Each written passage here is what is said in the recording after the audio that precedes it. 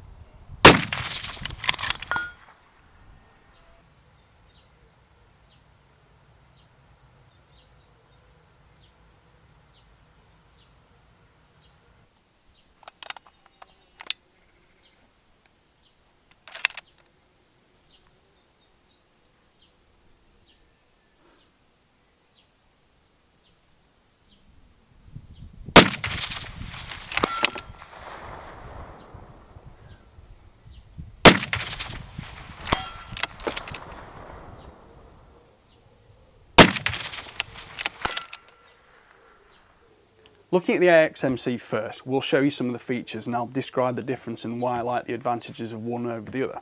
So, starting with the muzzle brake, this is a twin chamber 6-port brake, and it's threaded on the end with a reverse thread here, so you can put a moderator over it. Now the Steyr does pretty much the same thing, so there's no winners there. The AX has a cut rifled, it's a 4-groove barrel, and these are made in the UK by Accuracy International stainless steel. You'll notice lots of barley twist on the outside of the Steyr because it's a hammer forged barrel. Now on this one you can see there are 2 spanner flats here. That allows you, if the barrel's tight, to remove it. But actually these were just hand tight when they came to me, and if you slacken the Allen key just here on the front, you can screw the barrel out and you can swap barrels in about a minute. This one is available in 6.5 Creedmoor, 308, 300 Win Mag and 338 Lapo Magnum, and being the MC model as opposed to an AX standard, it's got a longer bolt travel to accommodate that large 338 barrel.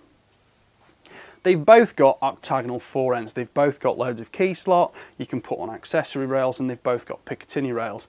The AI has got a 20 MOA Picatinny rail for the scope, the M1 has got a 30 MOA rail for the scope. Not a huge amount of difference, and if you really wanted to you could specify each the other way around, but the point is both are very capable of mechanical adjustment far beyond likely hit capability from any realistic shooter. Looking at the magazines now, they both have a front of trigger guard release latch and drop out twin column 10 round magazines. They're both very similar. Removing the SSG, you'll see the size difference here. It's a bit significant, but the SSG doesn't need a spacer in, so if you go for the larger barrel, the magazine's the same size. If you go for the larger barrel and 338 in the AX, you use a different magazine well insert, and obviously it's going to be a larger magazine as well for the 338 cartridge.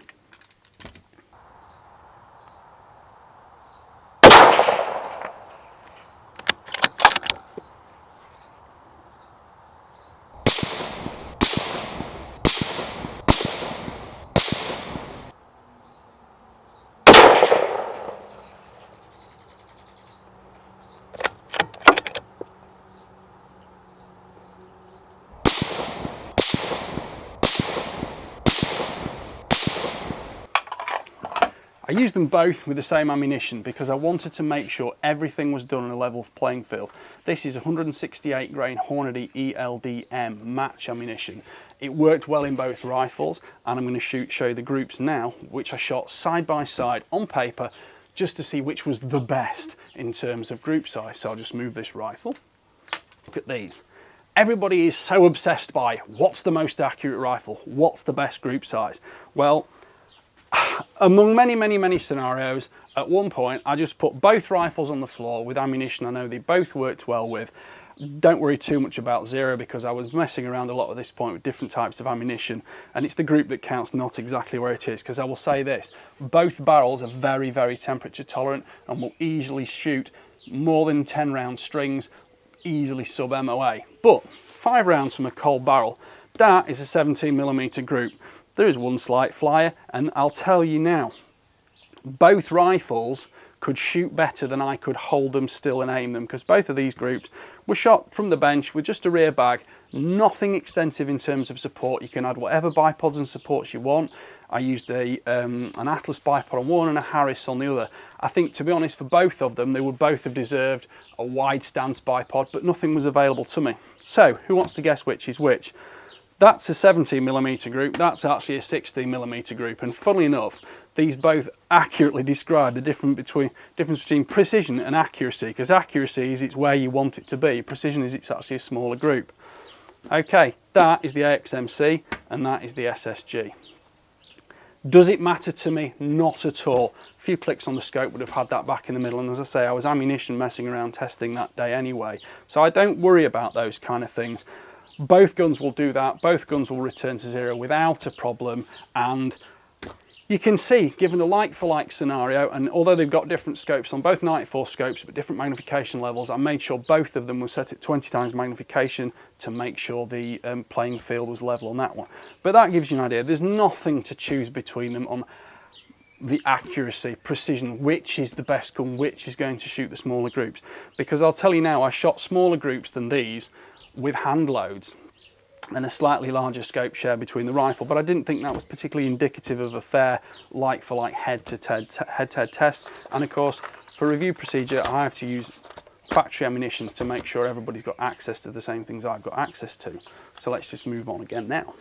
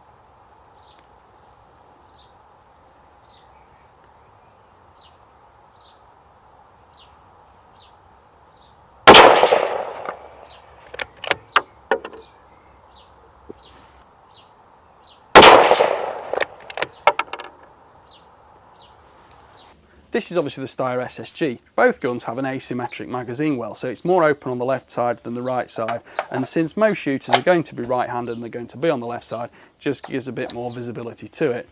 Comparing the magazines, you can see on this SSG mag there are actually some little holes in the back here, so you can see more easily how much ammunition's in them, but they both hold 10 rounds in this particular specification. They both have a polymer follower, and they both have a slightly staggered set. That staggers to the right, that staggers up to the left. It doesn't make any difference.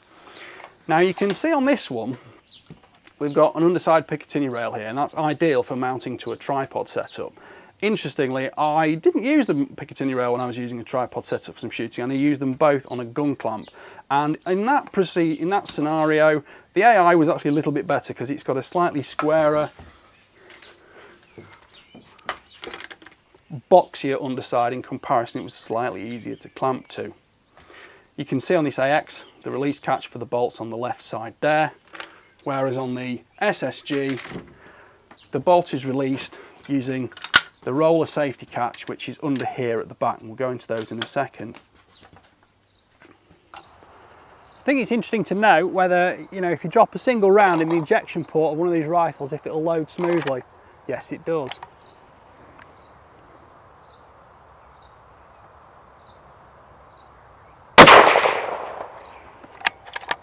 It's also interesting to know whether you can drop single rounds into the port and load the mag easily or not.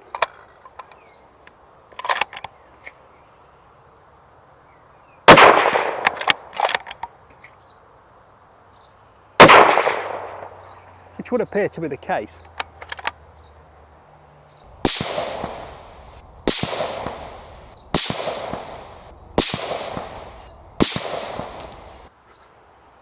So let's test the Steyr and see if we can drop a single round in here too. That does work.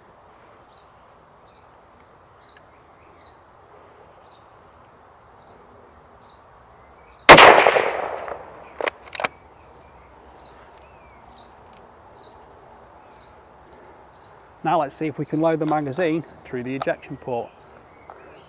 Not quite as spacious as the AX,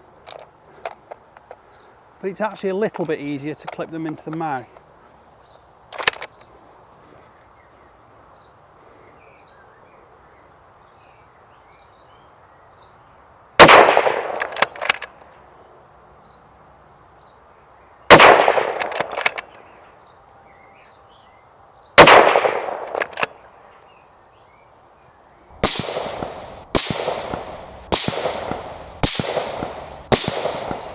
Interesting to note on this AXMC is that if you do use a clamp on a tripod, there's a nice parallel section for it to fit into and clamp securely. You can also, of course, add Picatinny rail on the underside too and clamp it in instead. Let's talk about bolts now. The SSG bolt is actually a 4-lug bolt, but it has a pair on top and a pair underneath. And that's the same geometry as a 2-lug bolt effectively, so you think that'll give me a 90-degree lift. Well, actually no, because they're quite slim lugs into the abutments, you actually get around a 60-degree lift. So the actual lift angle between the two rifles is equivalent. The AI is a 6-lug bolt and it does give you a 60-degree lift. In fairness, bolt lift on this is slightly lighter, but bolt handle is slightly longer on the other one, and it's also got a larger ball tip on it, whereas this has got the more conical tip. I will put all the details of one versus the other in a full specification chart, either in the description or at the end of the video. Now these are both big guns, and you can see I'm having a little bit of a space problem holding them both together on screen for this overview of the two of them. But let's now look at the safety catches. On the Steyr, we've got a 3-position safety catch, which works on the left lever, there's a right lever, and there's also a roller on top. And in typical Steyr fashion, when the gun is set on safe, you can click the bolt right down to its bottom setting, and that gives you a slightly more compact carry if required. The moment you go back to safe or fire, the bolt clips back up and you can operate it as normal. Comparatively speaking, the AI uses a 3-position safety and a lever on the bolt shroud. That is forward for fire, middle for safe with bolt operation, and rear locks the bolt. If I'm honest, I prefer this one slightly. I think it's more easier and intuitive to use, and I like the larger cocked action indicator on the back of the AI, which is a little bit more easy to detect in the dark with gloves on or whatever than the smaller one on the Steyr. Both of these guns fold. On the AX, there's a button on the side here, and that goes around and it completely closes over the bolt. The Steyr has a push down there, again, goes all the way around, locks in position. And it locks at the latch on this one, so you do need to press that down to fold it back open. Whereas the AI has a plunger that goes into a sprung pocket, so it opens silently with just a little bit of pressure from your fingertips there, and back open that is. You can see one of the sprung pockets here and the plunger there. You will see on the AIs that there is a line here which is an epoxy bonding agent, and that bonds the steel action to the aluminium stock. That is a super durable, stress-free fitting scenario, and it also is well proven in combat over decades because AI have been doing that for a long time. Now, in terms of bolt travel, I've described 60-degree lift and 60-degree lift. I prefer the longer bolt handle on the AI. And although the AI's got about 10mm longer bolt travel than the Steyr, the bolt travel itself is super slick. And you'll note on the video I can often operate it with just my fingertips. Whereas the Steyr, although it's still quite smooth, you do feel the bolt rub against the follower on the magazine slightly. So if you pop that magazine out, you can feel it is slightly smoother, but it's still not as smooth as the AI bolt. I will mention at this point that I never suffered a single misfeed using the Steyr. I did actually have two with the AI. So although it's a slicker bolt, I think on a couple of occasions it actually lulled me into a false sense of security, and I may have short stroked the bolt slightly, because it is literally fingertip light and it just slots back and down underneath the cheek piece here, so it's never in your face and you can keep your head down on the stock, maintaining sight picture. Both bolts show significant amounts of fluting, which is fairly standardised to make sure you don't get dust or debris blocking the action. But if we look at the Steyr, there's a dust cap here that clicks in place, and when I open the bolt that will spring open. Click. So, you know, there's different ways of doing things. Both of them show fairly similar underslung pistol grips. That's an AR-15 style. This is part of the clamshell that's locked together over the skeleton of the stock. This actually comes with interchangeable front and rear grip elements, so you can change the shape slightly, whereas the AI's got a rear section with a little bit more bulge that goes into your palm. Now, you can shoot both rifles ambidextrous if you want to, but generally speaking they are designed for right-handed use. And don't forget, these are rifles that are designed for military use. They have passed all procedural testing by military services, and that's far more aggressive than anything I'm ever going to do to them.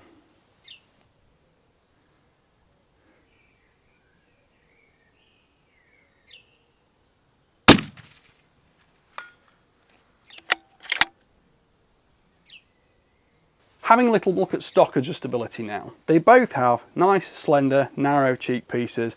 They both have vertical cheek piece adjustment. They both have recoil pad adjustment in terms of length of pull. You get spacers with the AI, which will bring it, as well as extra length from the adjustment process here. You can add extra spacers, which will take it up to the length that the Steyr is, because the Steyr does go a little bit longer.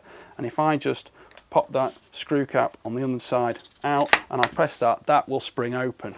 To show you the equivalent on the AI, I undo that dial there. I call these butterflies because they're so easy to grip and you don't have to clench down on them like a circular dial that's got knurling on it.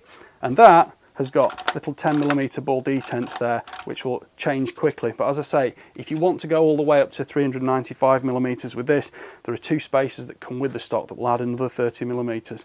This one does actually go overall shorter. It will go down to 13 inches.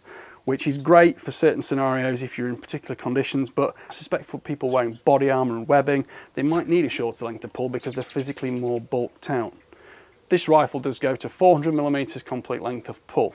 Here you can see an example of what I call the butterfly versus knurled dials, and of course this one is sprung, so if you push the dial down that goes in and locks in place, spin the dial and that will then keep it secure forever. But I suppose in military scenarios they don't want someone to accidentally make a load of clicky spring noises. I'm not sure. AI moves silently. Now if I swap these over, I can show you the difference in cheek piece adjustment, particularly on the AI. Now the AI use these large butterfly dials, which I do really like actually, and they have this sort of textured, very coarse rubber material laminated between the two sections, so you get more silent movement and you only really need fingertip tension just to lock everything in place. You don't have to swing on them. And versus a knurled dial, which to be fair on this gun you don't have to do too tight, but knurled dials on some guns, you know, you've really got to grip them very, very tight to get acceptable adhesion between surfaces. Now you can see the recoil pads here. Both of them offer rotational and vertical adjustment. The AI's got the rubber sections between again to give you a little bit more grip for less actual pressure there. And here we've got a similar system. It's a similar capability, just done slightly differently, but a little bit noisier on the Steyr. And again, those lock with a circular dial underneath the recoil pad, gives you great position. While we're looking at it, you can also see both guns have Picatinny rail underneath the butt. Now, the AI comes with this butt hook here, which allows you to keep the rifle planted into your shoulder and gives you a slightly smoother support system here when you're using a palm or a ball fist underneath the gun to give you fine elevation control. You can add a modern pod to either of them, but to be fair, I found the AI more comfortable to shoot in that respect. Both of them offer the same amount of recoil. The SSG is fractionally heavier than the AI. You'll see that in the specification details. They both offer multiple sling points. They both offer masses of the key slot area for additional accessories. The AI does come with some Picatinny rail, and as well as having some flush cut mounting points on the stock, some of the Picatinny rail add-ons also have flush cups mounted within them, so you can put a sling on there, for example. And both guns fold, so folded, they offer you a flat left-hand surface to go against your back. If you're going to be doing a long carry with a biathlon sling, you can strap them in really tight. And of course, you're not at any risk of the bolt coming open or dust entering the action and losing a round in ammunition. Both offer laterally adjustable cheek pieces. There's two Torx screws on top of the Steyr. The AI has a 5mm Allen key, but one thing I love about this gun is if you just lift the cheek piece and pop your finger under the front, you'll be able to feel there's a 5mm Allen key actually slotted in from the back underneath. I can't show you this on video because it's quite difficult to access, but there's a tiny little sprung ball detent under here. You just slacken the cheek piece off and it allows you to set them up exactly as you want them for lateral head support. Both guns have got comfortable cheek pieces. The Steyr's is a little bit narrower, the AI's a little bit wider, but the AI's is a little bit more dome shaped. Both of them fit equally comfortably under your cheekbone, and both guns offer plenty of space so that your jaw isn't in contact with the stock. That gives you more comfort through recoil, through firing, and you get less resonance transferred through any kind of gun the less contact it's got with you. Both guns weighing over 6 kilos, so you'll see that in the specifications. Recoil with both in 308 it's virtually nothing. It's all about keeping the line of the barrel low, the line of optical line high with your cheek high, so that that recoil is transferring straight through into your shoulder. And of course, if you lift that recoil pad, you can change the contact point, and it means that you can track your bullet flying into target so much more easily. Both guns are the equivalent of each other on that, and I can't pick a winner. Now, I will list the exact prices, but roughly the Steyr is £2,000 more expensive than the AI. What's that getting you? Well, functionally speaking, both guns are as close to identical as possible, but I will tell you now some of the things I find different about them. This is slightly lighter, very slightly, but it's also a little bit more deft handling, just a little bit slimmer in the fore end with the hand support here. It takes position up aims more easily, and I do like the butt rest. I find stock adjustment a little bit easier on this one, and I also find the bolt stroke easier, if slightly longer. The magazines are a little bit easier to load, but to be fair, the Steyr magazine goes in more easily. The AI magazine, you just have to remember it does prefer a slightly nose first entry into the magazine well, and as you can see now, it took me 3 goes to pop that one in. I'll just do the same with the Steyr, that just clicks in. So you'd have to say the Steyr possibly wins that one.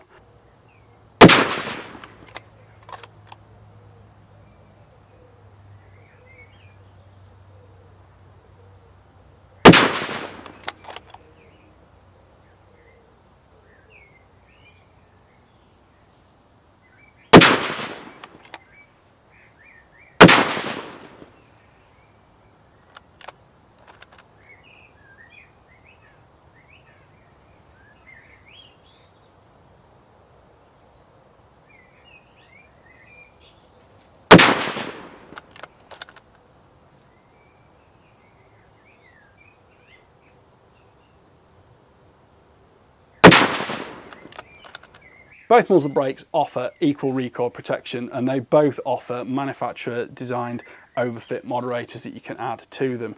Similar scope mounting, similar key slot everywhere. The one place where you do find a real functional difference is on the triggers. Both triggers weigh within about 5 grams of each other, exactly 1500 grams. The AI is adjustable by the user up to 2 kilograms. The SSG is also advertised as adjustable, but all the actual Allen keys are thread locked in place, so I didn't mess with them. You can see those, they're heavily white thread locked. So I didn't play with them. Barrel change on the AI is simpler. Simply unscrew that Allen key on the side, screw the barrel out, put the new barrel in, swap. If you want to change the bolt, that's the same thing as well. Both rifles, realistically, fold the stock, the bolt's easy to get out, and it's also easy to clean because you don't need to adjust the cheek piece or anything, because everything is completely out of the way. I slightly prefer the folding mechanism on the AI because it's silent, it's a little bit less difficult to do when you're trying to balance the guns in circumstances like I am now quietly. In terms of aiming support, if you use a good bipod, you will have no problem with either. Head position's great on either. Bolt transit's fine.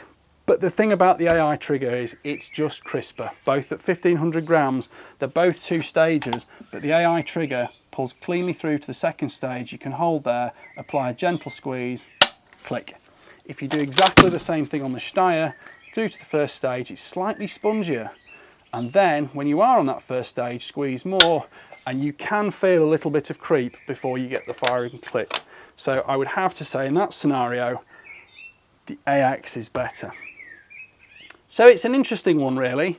If I'm brutally honest, my favourite personally is the AX. It just is. I just find it slightly easier to handle, slightly easier to use. To be fair, caused me a couple of misfeeds. This one has never failed a beat, but I do find it slightly better to shoot with a crisper trigger, and I just prefer some of the ancillary features on it.